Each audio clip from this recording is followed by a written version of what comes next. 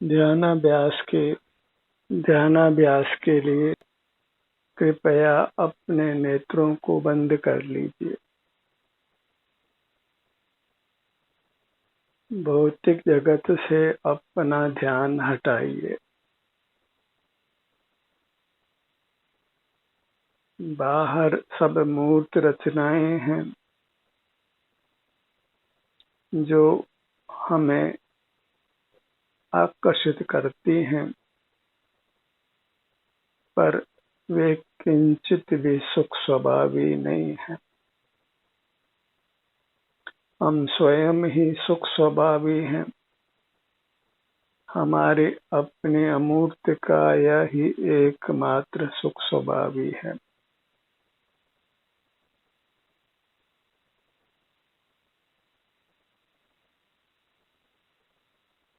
हम वर्तमान में मनुष्याकार हैं।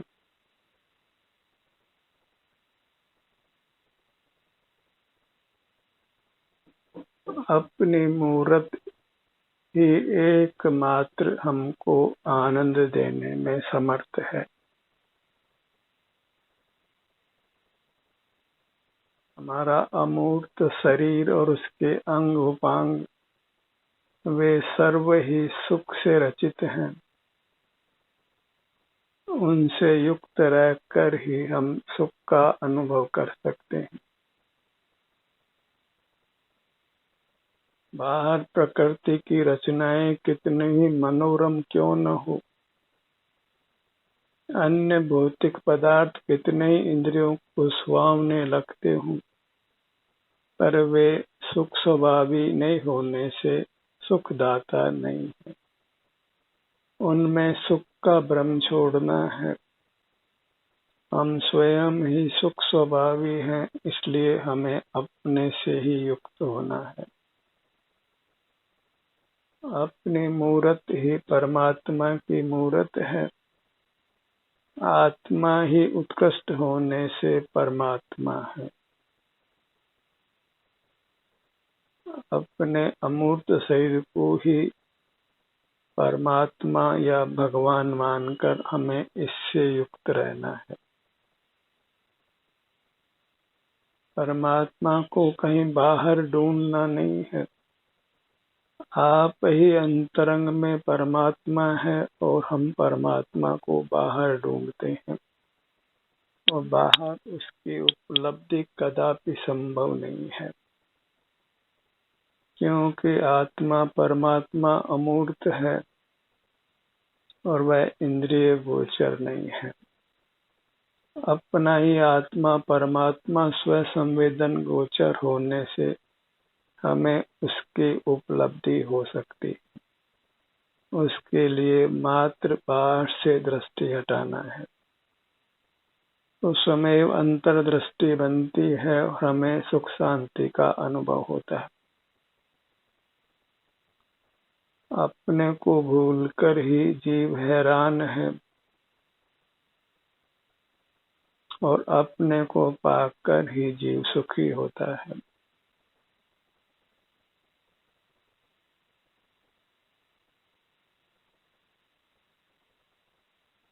हमें केवल बहिर् नेत्रों को बंद करना है, अर्थात पांचों इंद्रियों का निरोध करना है।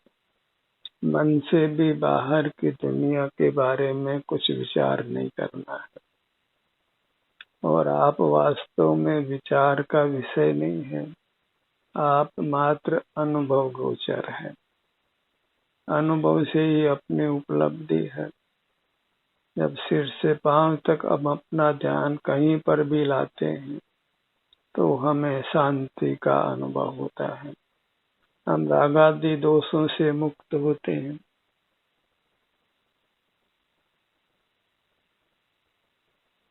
वीतराग होते हैं और परमात्मा का स्वरूप भी यही है। परमात्मा वीतराग होते हैं, आनंद भोजी होते हैं। हम भी जब अपना आलम्बन लेते हैं तो वीतराग होते हैं, आनंद भोजी होते हैं।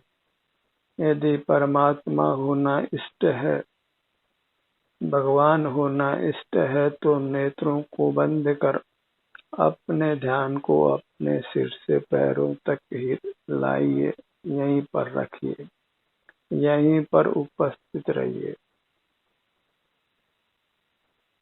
फिर देखिए कि जीवन में सकल दुखों की समाप्ति होकर सकल आनंद की प्राप्ति होती है। बस इस अभ्यास में कुछ समय लगाइए और आप अल्पकाल में परमात्मा होते हैं। अनंत काल की अपेक्षा एकाध भव भी लगते हों तो वह अल्पकाल के समान ही है। अनादि से अनंत बार जन्म मरण कर चुके हैं और इस ध्यानाभ्यास करने से अगर एकाध भव में मोक्ष होता हो तो वह समय अधिक नहीं है। और जैसे ही हम ध्यानाभ्यास करना प्रारंभ करते हैं, हमें सुख शांति का अनुभव तो तत्काल ही होने लगता है और धीरे धीरे फिर वह वृद्धिगत होता, वह पूर्ण भी होता है। हमें बस अपनी मूर्त को पहचानना है जो अमूर्त है और सुख स्वभावी है। उसके लिए बाहर से ध्यान हटाना है, क्योंकि जब तक हम आनंद की खोज बाहर करेंगे तब तक हमें आनंद प्राप्त नहीं होगा, अपने उपलब्धि नहीं होगी और अपनी उपलब्धि के बिना आनंद का होना संभव नहीं है। अपने ध्यान को अपने सिर के भाग पर लाइए, क्योंकि सिर सुख स्वभावी है, सुख का बना हुआ है, वही आनंददाता है, वही परमात्मा का भाग है, परमात्मा का अंग है।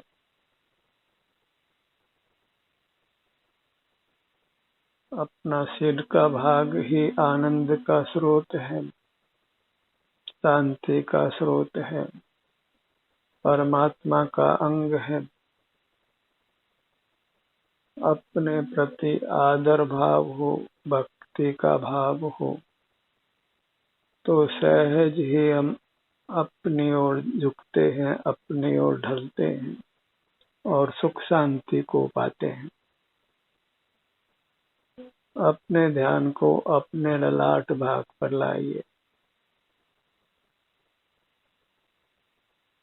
यदि शीघ्रता से ही संसार सागर को पार करना चाहते हो, संसार सागर अर्थात दुख का सागर, तो अपने ध्यान को अधिकतर अपने शरीर पर रखिए। नेत्रों को बंद रखकर अपने आभ्यंतर अमूर्त शरीर और इसके अंग उपांगों से युक्त रहिए। यहाँ जो भी सुख दुख रूप संवेदना मिलती है उसको अत्यंत प्रसन्न भाव से भोगिए। प्रसन्नता इसलिए कि यह अनुभव मोक्ष का मार्ग है, मोक्ष देता है, हमें सब दुखों से मुक्त करता है।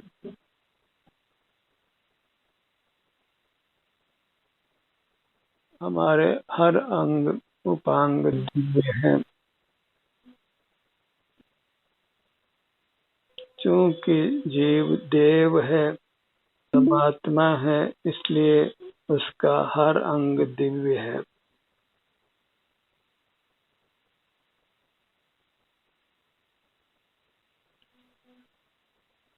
देव को मंदिरों में तलाश नहीं करना है, अचेतन मूर्तियों में नहीं देखना है। अपने ही मूर्त शरीर के भीतर अपना अमूर्त शरीर है, उसी को ही अंतर्दृष्टि कर पाना है। वही परमात्म दर्शन है, देव दर्शन है। और देखना भी कहीं से पाना नहीं है, बस अंतर्दृष्टि करते ही जो सुख शांति का अनुभव होता है तो मार्ग यही है, ऐसी समझ हो जाती है। जिसे पूछना नहीं पड़ता है, आप ही अपने सुख को भोगता है और मार्ग को समझ जाता है। और ये जीव अनुभूति स्वरूप ही है। यदि बाहर दृष्टि नहीं करे तो सतत ही उसको अपने सुख का अनुभव होता है, बिना चेष्टा के ही। चेष्टा बस बाहर देखना बंद करने की, मूर्त पदार्थों से सुख होने की भ्रांति को छोड़ना है। और वह भ्रांति भी अपने आप छूट जाती है यदि हम अपनी दृष्टि को जड़ पदार्थों से हटाते हैं, बाहर की जड़ दुनिया से अपने ध्यान को हटाते हैं। तभी कहा है चेतन जड़ से तेरा कैसा नाता। जड़ विजाती है, तुम चेतन हो, जड़ अचेतन है। जड़ पदार्थ रूपी है, तुम अरूपी हो। जड़ पदार्थ दुख के हेतु हैं, संसार के हेतु हैं, और तुम्हारे अमूर्त काया आनंद अमृत रूप होने से मोक्ष का हेतु है। कितना विरोध है दोनों में। और हम हैं कि जो संसार का हेतु है, अचेतन है, दुख का निमित्त है, सुख का हेतु नहीं है। ऐसे जड़ पदार्थों की ओर ही हमारी वृत्ति ढलती है। उन्हीं से ही हम सुख पाने का रात दिन प्रयत्न कर रहे हैं। यही एक बड़ा आश्चर्य है कि सुख स्वभावी जीव जो सुख से रहित पदार्थों से सुख पाना चाहता है, और सुख जो मिलता है वह विषय सुख है, वह भी आता अपने भीतर से ही है। और जीव को ऐसा भ्रम होता है कि भाई लक्ष्य में जिन पदार्थों का इसने लक्ष्य किया उनसे सुख हुआ है। और जीव सहज ही इंद्रिय ज्ञान में इंद्रिय सुख रूप परिणमन करता है, और वह परिणमन उसका स्वयं का है।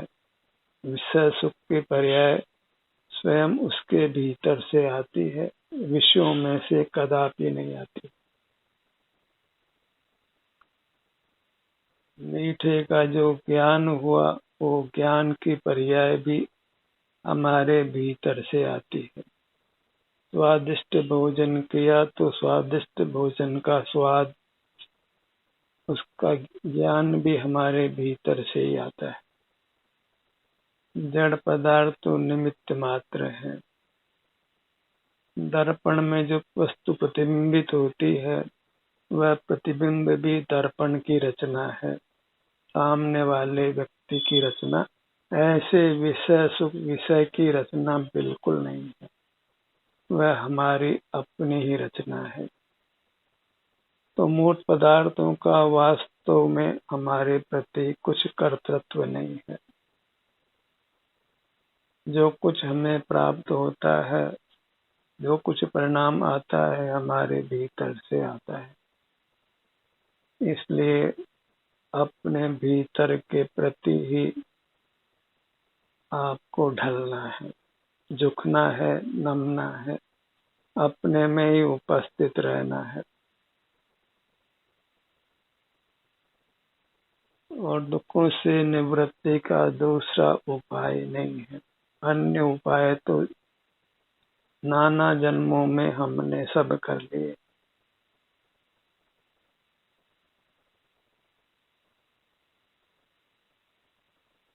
एक अपना ही अनुभव करने से हम चूक गए हैं, क्योंकि हम इंद्रिय ज्ञान में खड़े हैं और हमारा स्वरूप इंद्रिय गम्य नहीं है।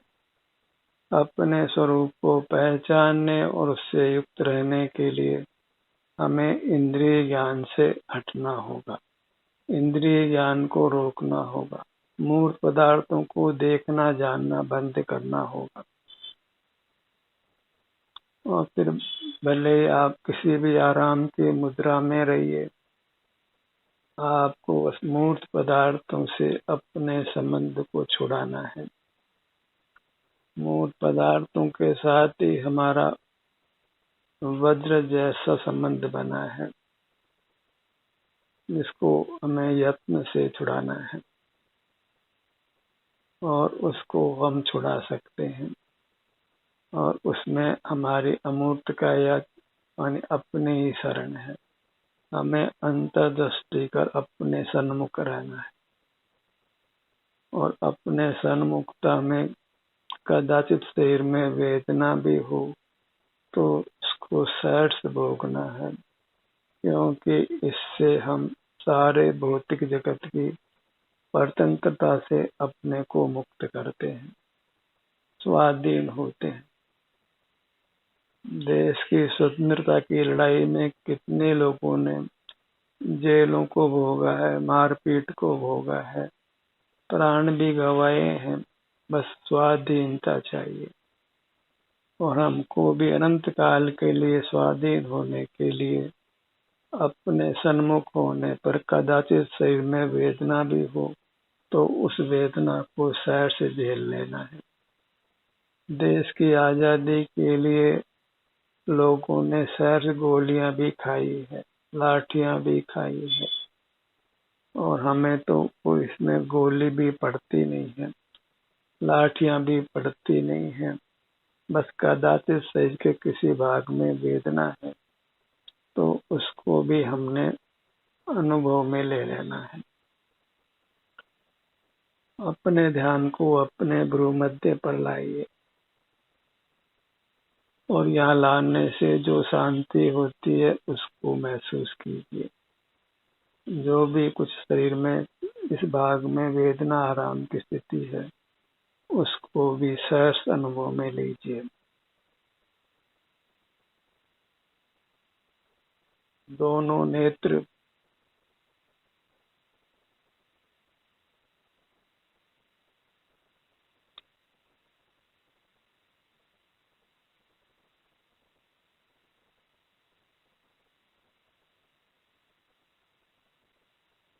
इंद्रियों के होते हुए ही हमें इंद्रियातीत होना है, इंद्रियों का उपयोग बंद करना है। मूर्त काया होते हुए ही हमें वचन चेष्टा काय चेष्टा को रोकना है और इस सब के लिए हमें बस अंतर्दृष्टि करके रहना है। अपने अंग उपांगों की हमें शरण है।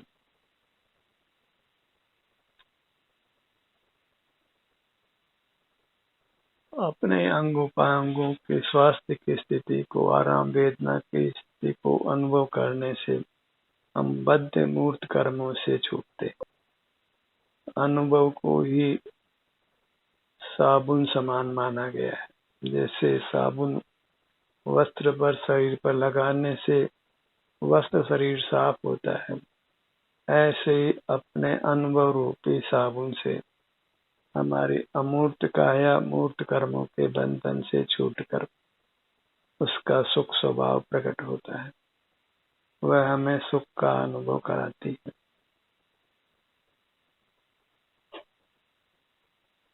अपने ध्यान को अपने दोनों कानों के भाग पर लाइए।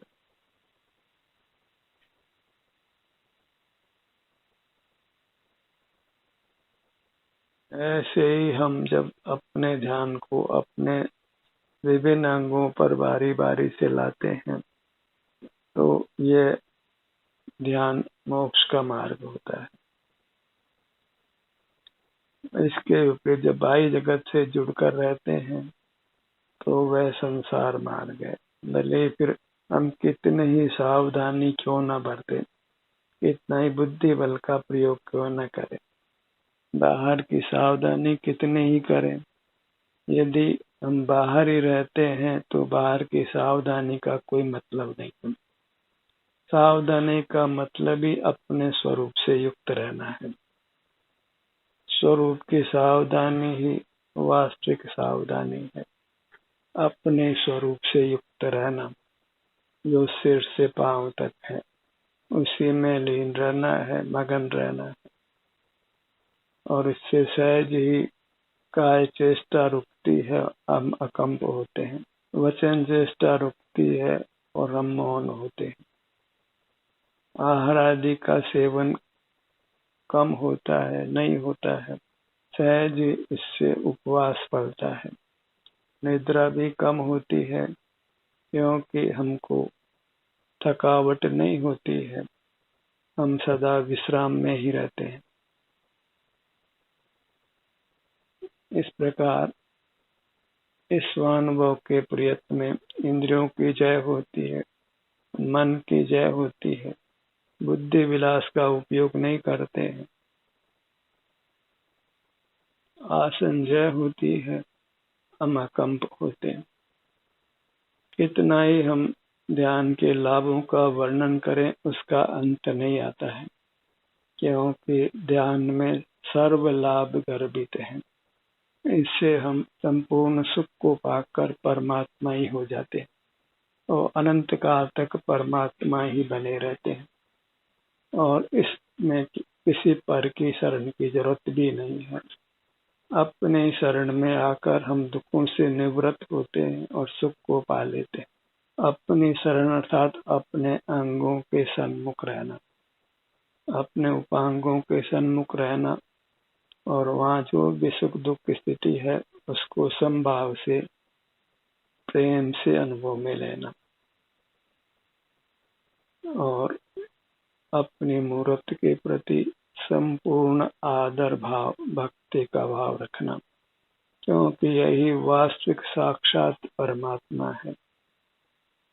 तन मंदिर में देव जिन जग मंदिर देखंत, आश मुझे दिखे अरे प्रभु भिक्षार्थ ब्रह्मंत। आप ही प्रभु होकर मंदिरों में प्रभु को ढूंढता है, यही अत्यंत हास्यास्पद है। आप ही सुख स्वभावी होने पर भी जो सुख स्वभाव से रहित मूर्त पदार्थ हैं उनमें सुख खोजता है। प्रकृति की मनोरम छटाओं को देखकर सुखी होना चाहता है, स्वादिष्ट भोजन करके सुखी होना चाहता है, सुगंध को सूंघ करके सुखी होना चाहता है। स्वादिष्ट भोजन ऐसे ही शीतल पवन उष्ण पवन के सुख को भोग कर सुख पाना चाहता है और ये सब सुख पाने के मिथ्या प्रकार हैं। इससे जीव बार बार मरता है और जन्मता है, संसार दुखों से मुक्त नहीं होता। आकस्मिक कष्ट आ जाते हैं, आकस्मिक मरण हो जाता है और मरण के कारण कष्टों के कारण को भी बाहर ही देखता है। कष्टों का कारण बाहर नहीं है, अपने ही बहिर्मुखता है। भले ही कितने बड़े बड़े वैज्ञानिक हो गए हों, बड़े बड़े डॉक्टर हो गए हों, उनको खबर ही नहीं है कि सुख दुख का कारण कहीं बाहर नहीं है। दुख का कारण स्वयं की बहिर्मुखता है और सुख का कारण स्वयं की अंतर्मुखता है। कितनी पढ़ाई पढ़ी हो, अपने आभ्यंतर अमूर्त शरीर को कभी पढ़ा नहीं है, आपको ही नहीं पढ़ा है। शास्त्र पढ़े हैं लेकिन स्वाध्याय नहीं किया है। स्वाध्याय में तो स्वयं का ही अध्ययन होता है और स्वयं तो प्राप्त मूर्त देह के भीतर इसी के बराबर अनुभव गम्य है। कोई शास्त्र पढ़कर नहीं जाना जाता है, वह तो अनुभव से ही जाना जाता, अनुभव से ही उसकी प्रतीति होती और वह अनुभव तो शांति के अनुभव रूप है, सुख के अनुभव रूप है। अपने सर्वांग में सुख का अनुभव होता है जब हम मूर्त जगत से नाता तोड़ते हैं और अपने से ही नाता जोड़ते हैं। अपने ध्यान को अपने नासिका भाग पर लाइए। नासाग्र दृष्टिवंतो अभ्यंतर में देखे जो सुशरीर, सर्म जनक जन्म ना धरे पिए न जननी क्षीर। पुनर्जन्म नहीं होने का यही एक तरीका है कि आभ्यंतर में अपने आप को अनुभव में लेना। फिर जन्म मरण नहीं है, निर्वाण की प्राप्ति है, उत्तम सुख की प्राप्ति है, परमात्मा पद की प्राप्ति है, फिर दुखों का लेश भी नहीं है। अपने ध्यान को अपने मुख्य भाग पर लाइए, दोनों होठों के भाग पर। मुख के भीतर तालु भाग पर आइए, कंठ के भाग पर आइए। हर भाग की संवेदना को प्रीति से अनुभव में लेना है, क्योंकि ये अनुभव ही हमें परमात्मा पद देने वाला है, संसार के सकल दुखों से छुड़ाकर सुख देने वाला है।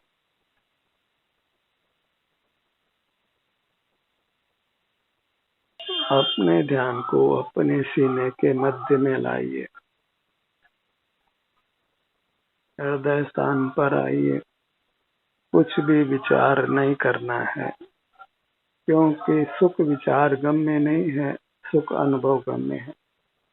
आप विचार गम में नहीं है, आप अनुभव गम में है। अपने ध्यान को अपने नाभि भाग पर लाइए, पूरे पेट के भाग को अनुभव में लीजिए। पीठ के भाग पर आइए, दोनों भुजाएं, दोनों पैर, यही अपना स्वरूप है, यही परमात्मा की मूर्ति है। इसी के अनुभव रूप रहना है।